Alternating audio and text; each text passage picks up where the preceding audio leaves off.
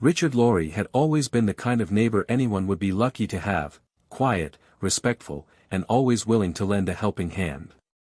His home was one of the most well-kept in the entire neighborhood, with a neatly trimmed lawn, a welcoming porch, and a garden that neighbors often complimented.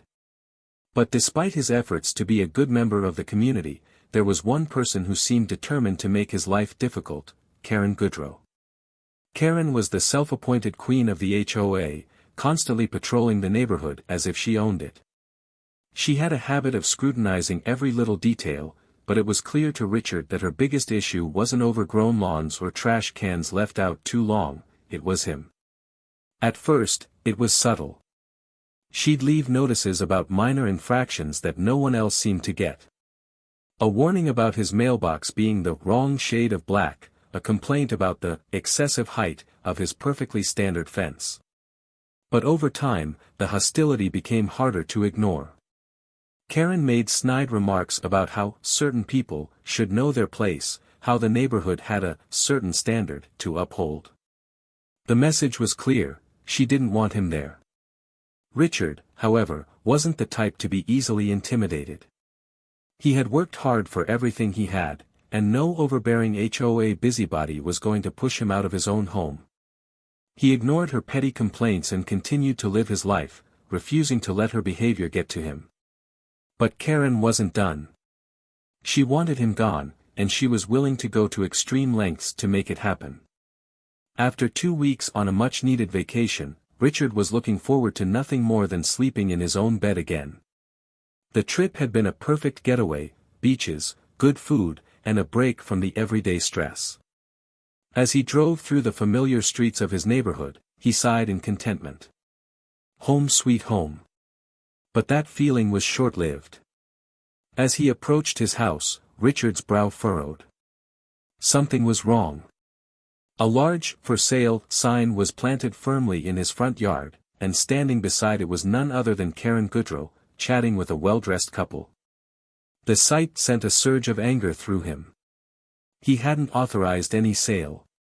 What the hell was going on? He pulled into his driveway, stepping out of his car with a controlled but firm demeanor. "Excuse me, but what's going on here?" Karen turned, her eyes widening slightly before she masked her surprise with a smile. "Oh, Richard. You're back. I was just showing these lovely people the property. You see, we've decided to put your house on the market. It's for the best, really." Richard's jaw tightened. I don't remember agreeing to sell my home." Karen waved a dismissive hand.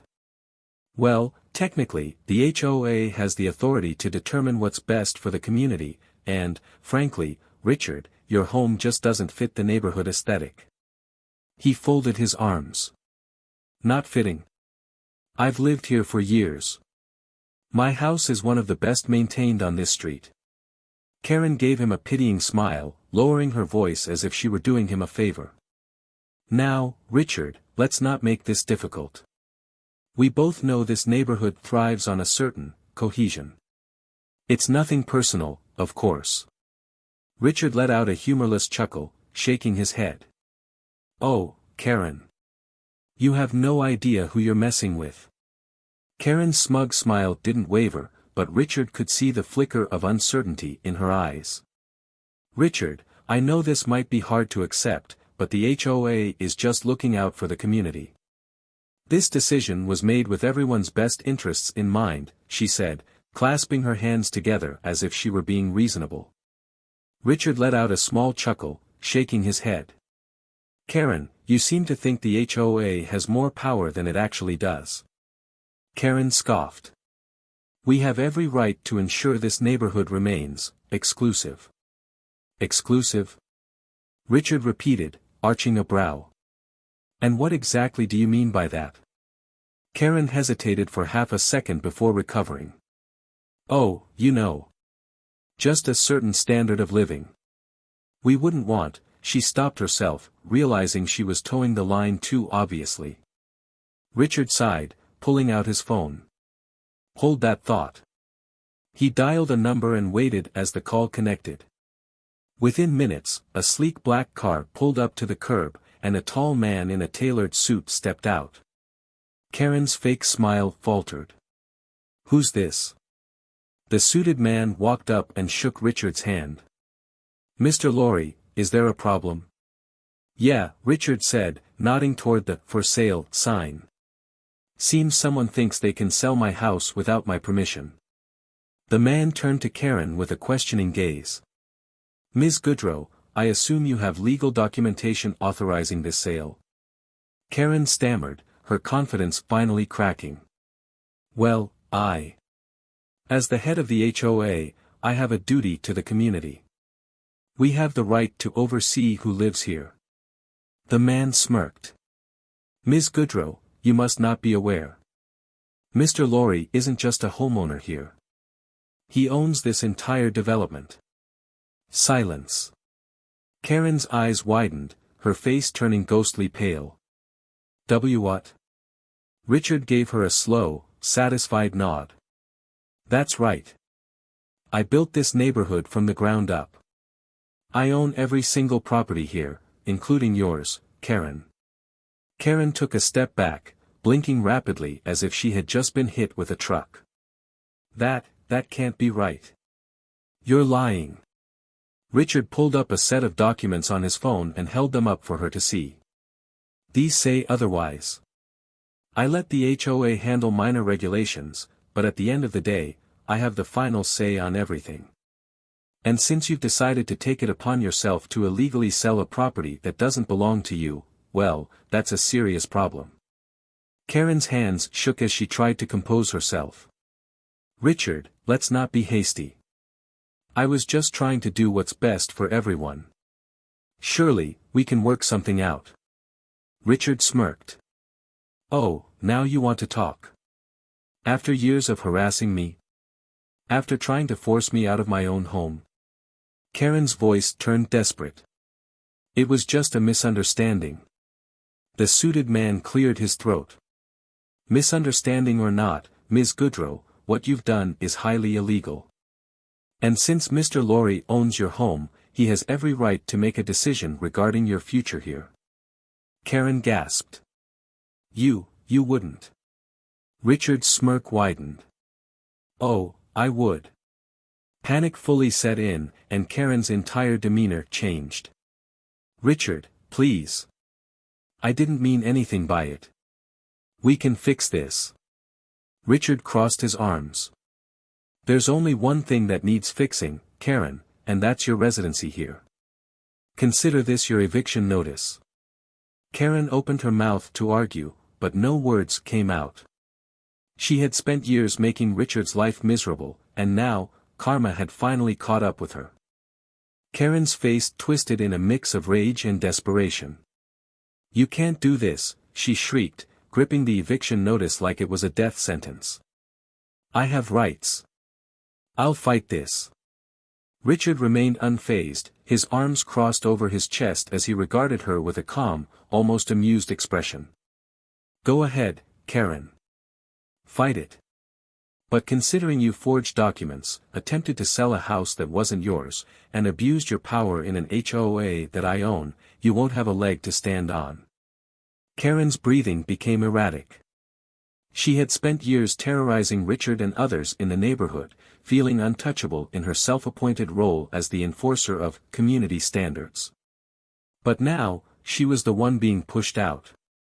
"You don't understand," she stammered. "I've lived here for 15 years. My friends are here. My whole life is here." Richard raised an eyebrow.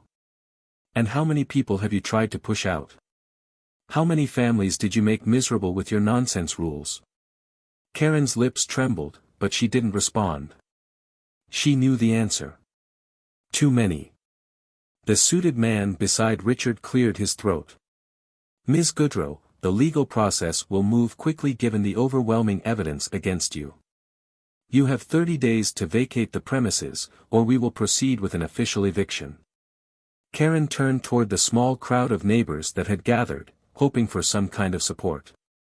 But instead of the sympathy she was expecting, all she saw were indifferent faces. Some even looked relieved. One woman, Mrs. Dawson, a longtime resident whom Karen had repeatedly harassed over minor infractions, shook her head. "You've had this coming for a long time, Karen. Maybe now you'll understand how it feels to be treated unfairly." A murmur of agreement rippled through the group. Karen's eyes darted around in panic. "No, no, you don't get it. I was doing this for all of you. For the neighborhood." Richard let out a small laugh. "For the neighborhood? Or for yourself?" Karen had no response. Her shoulders slumped, and for the first time, the realization of her situation truly sank in. She had lost. The power she wielded so carelessly was gone. Her voice wavered as she tried one last desperate plea. "Richard, please. I wasn't thinking. I just wanted what was best for the community. Maybe I went about it the wrong way, but you don't have to do this." Richard studied her for a moment, considering her words. Then he shook his head. "No, Karen. You did this to yourself." Karen let out a strangled noise, part sob, part scream, as she turned on her heel and stormed toward her house, slamming the door shut behind her. Richard sighed, running a hand over his face. The crowd began to disperse, whispering among themselves about what had just happened.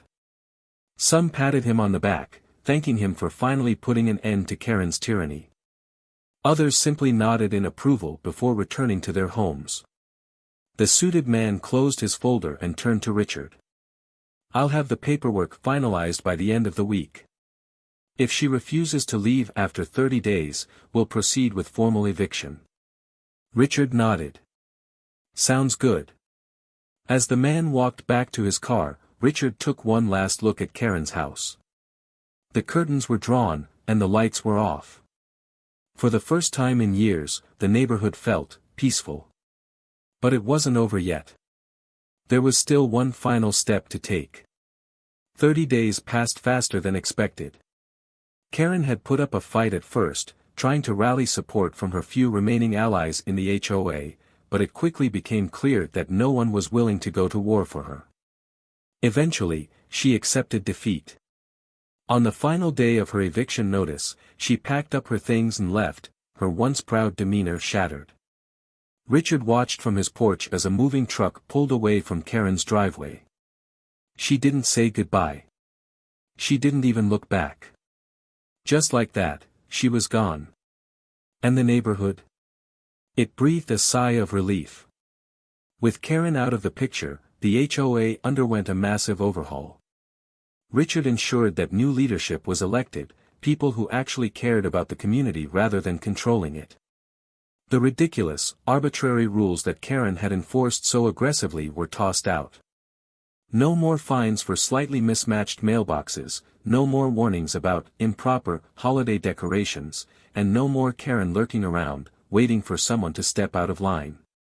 The change was almost immediate. Neighbors who had once kept to themselves, afraid of attracting Karen's wrath, started coming out more. Barbecues and gatherings became a regular occurrence again. Kids played freely in their yards without their parents worrying about receiving a letter about excessive noise. One day, as Richard was sitting on his porch with a cup of coffee, his new neighbor, Mrs. Rodriguez, a woman who had previously been denied a home in the neighborhood due to Karen's strict standards, walked over with a plate of cookies. "Richard," she said, smiling warmly. "I just wanted to thank you. If it weren't for you, my family wouldn't be here. Karen rejected our application twice, claiming we didn't fit the neighborhood aesthetic." Richard chuckled. "That sounds like Karen, all right." Mrs. Rodriguez shook her head. "Well, it's different now. And it's all thanks to you." Richard smiled, accepting the cookies. "I just did what needed to be done."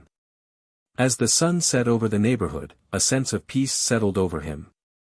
It had taken time, but things were finally right.